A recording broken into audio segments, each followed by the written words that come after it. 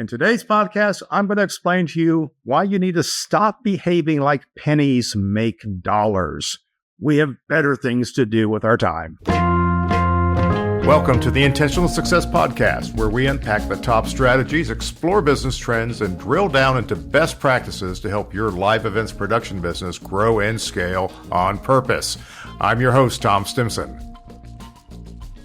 So I got on a plane the other day coming back from InfoComm, the industry trade show in Las Vegas. Yay, another trip to Vegas. That's what we all need. Got back on the plane. It was early Friday morning, catching an early flight back because literally I was leaving for vacation the next day and I wanted as much time home as possible. It was probably, I think it was a 6:15 a.m. flight. So sit down on the plane, and sitting across the aisle from me is an old friend, an employee of mine from many, many years ago, back when I had a real job, who's been his own business owner for a long time. And here he was sitting in first class. And I'm going, my first thought is, wow, why are you in first class? My second thought was, wow, awesome, you're in first class. And then he pointed out to me his partner, who also used to work for me, was sitting 2 rows in front of me, waved to him, and another of their employees was sitting in first class. And I was overcome with pride. These guys aren't even clients of mine. They are students and followers. They worked with me for many years. They know how I think. Maybe that's why they don't hire me. But here they were doing exactly what I would hope them to do at this stage of their lives. At this stage, these men in their late 40s, early 50s, they're flying first class after a successful visit out to a trade show to learn things, celebrate our industry, and they're going to go home and they're going to take their wives out to a really nice dinner because they've been gone all week. They're doing exactly what we're supposed to do. And I was very, very proud. I sat there the whole flight going, man, this is really good news. I want to see this. You know, coming back from the industry trade show, there was a time when the first class would have been full of people I knew. You know, I would spend, a third of the people getting on the plane, I'd shake their hand because there's somebody that recognized me or I recognized them. And that's not the day I was having. I saw very few people I knew. And there was very few people in first class from our industry. And I was a little shocked because it's Friday morning. Who else is flying out of Vegas on Friday morning besides people who were at a trade show? But here are my guys. Here they are, living the dream, happy, rested, ready to get on to the next thing, and completely comfortable. You know, they weren't making the, ooh, I got somebody's seat, or ooh, I got upgraded. No, these guys obviously bought their seats because they expected it. But this is a podcast about sweat equity. So the myth of sweat equity is that you should be afraid of spending more for something just because it promises a better result. Why not find a less expensive way and put your energy into it, put your sweat equity into it? And honestly, you probably end up settling for average results. I've watched a lot of HGTV television shows on the home remodeling stuff, and where the real estate brokers take them around houses, and the couple picks a house, and they come in and do the 90-minute shoot where they knock out the kitchen cabinets because they're putting sweat equity into their home. And I remember when people putting sweat equity into homes was a real thing and not just some made-up thing on television. Because I used to remodel homes. I used to do that kind of work. My brother would buy a property, and we'd put as much of our time and energy into that property as we could, because that was money that he could recoup later when the property was sold or rented out. So it reduced our investment. It got us to payback sooner. Sweat equity is a short-term proposition. And if it becomes a mindset, then we lose touch with the whole purpose of it very, very quickly. So it made me think of another very successful business owner that an old friend I've known for years. He's since sold his business. He's retired. And he would always fly Southwest Airlines because it was cheaper. That's not always true anymore, but back in the day, that was the cheap way to fly. And he always carried a peanut butter and jelly sandwich with him. Actually, he carried 2 in case, there was a delay, because he didn't want to spend money in the airports on food. And we always kidded him about this. Everybody knew this about him. Hey, you got your peanut butter and jelly sandwich? Go, yep, got it right here. Pull it out and show it to us. And then, sometime mid-flight, he'd pull it out and eat it because it was time for lunch. And that peanut butter and jelly sandwich became symbolic, but it wasn't sweat equity. For him, it was just a practicality mindset. It was more convenient just to reach into his bag because this same person, and I ate at fine steakhouses with him many, many times, didn't think twice about spending money on himself or his friends or his family to go have a good time. He knew how to be a successful business owner, and that PB&J was not sweat equity. He wasn't counting pennies.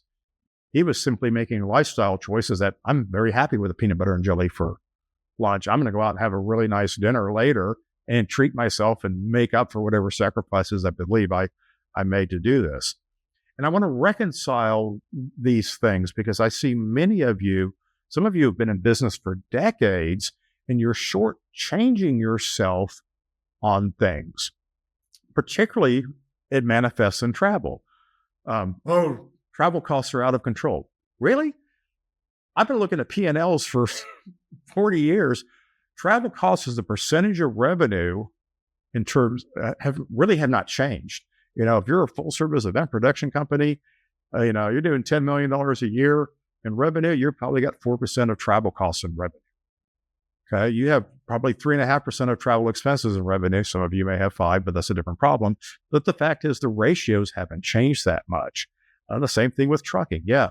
Trucking shot up in 2022, but the fact of the matter is, as a percentage of revenue, it really didn't move the needle. So what it costs to travel hasn't really gone up.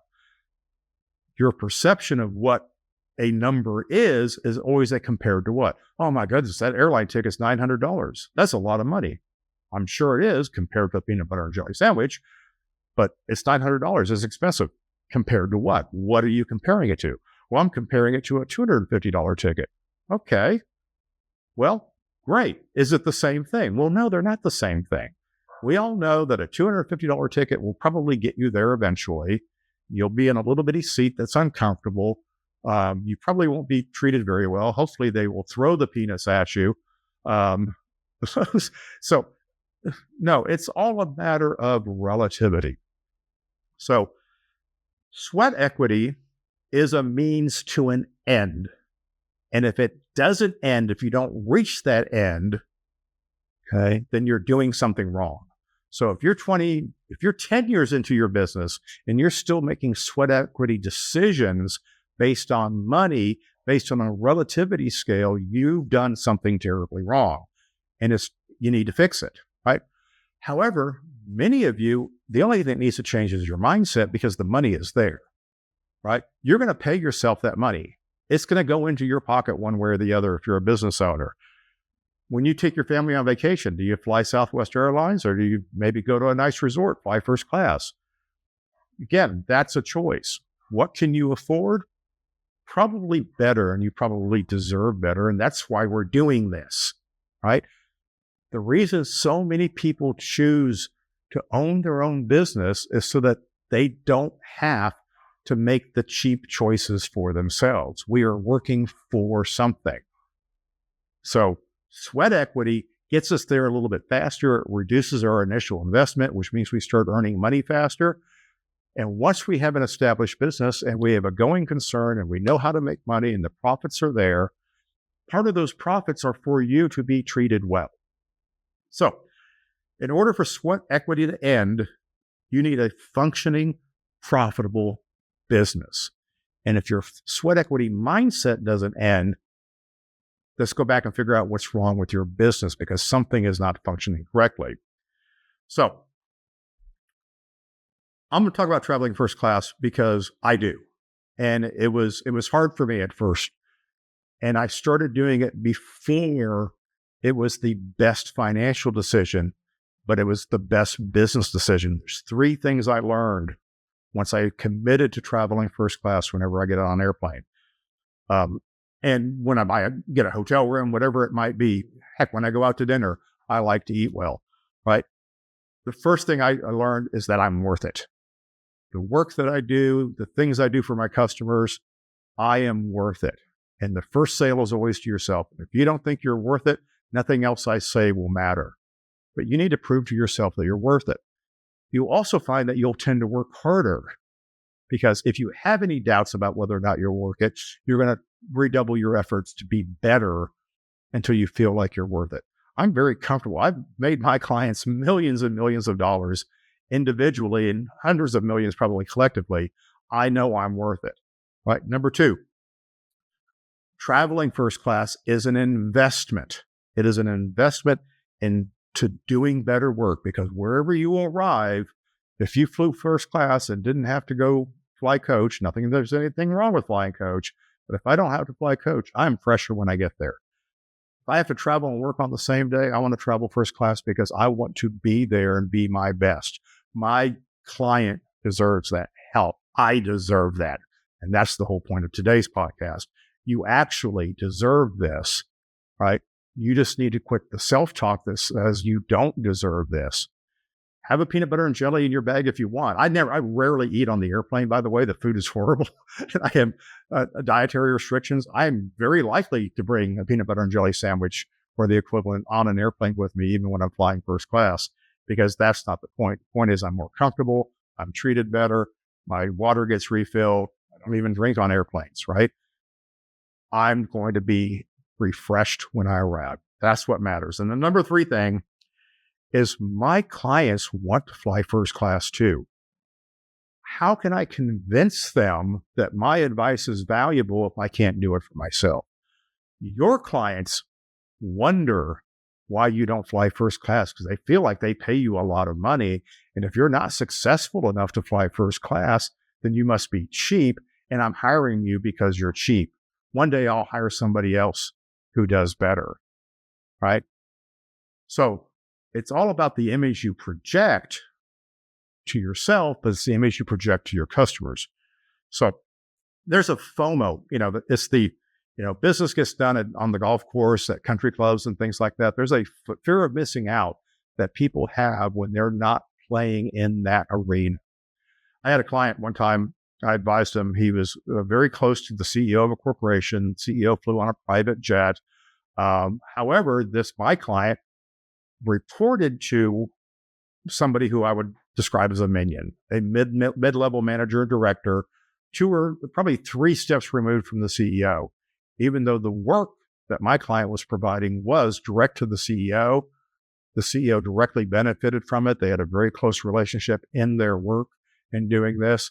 But my client answered to a director level person who flew coach, had to do expense reports, had to account for every penny that he did, whereas my client would never fly coach.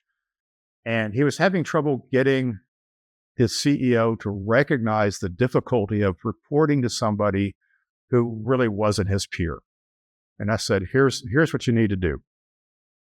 The fact of the matter is, you're flying a team of 20 people. You could rent a private jet and fly them for the less, or probably the same amount of money or less than flying all of your team first class to show site, which is what he did.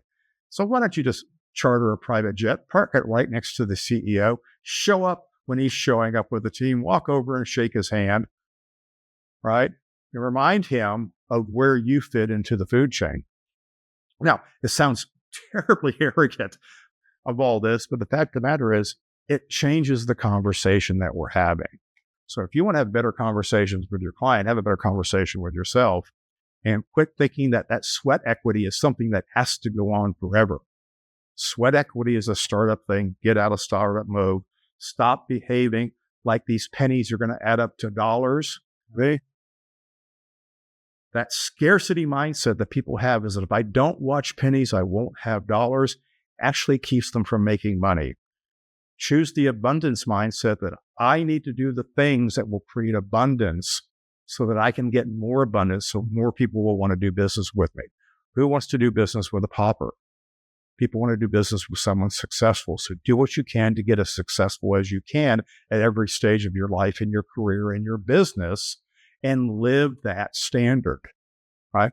If you're paying yourself $120,000 a year because that's the tax amount that your CPA says that you need to pay to cover all of your retirement, and then you're taking $300 or $400, $500, $1 million in draws at the end of the year because you made a bunch of money, guess what? You're living a $400,000 a year lifestyle. Okay. You've earned it. Figure out how to pay yourself and live that lifestyle and quit treating it like windfalls. So this is my version of prosperity gospel, except that I want you to get out there and I want you to earn it. I want you to recognize what it takes to earn it. And then I want you to pay yourself accordingly because you deserve it. Thanks for listening.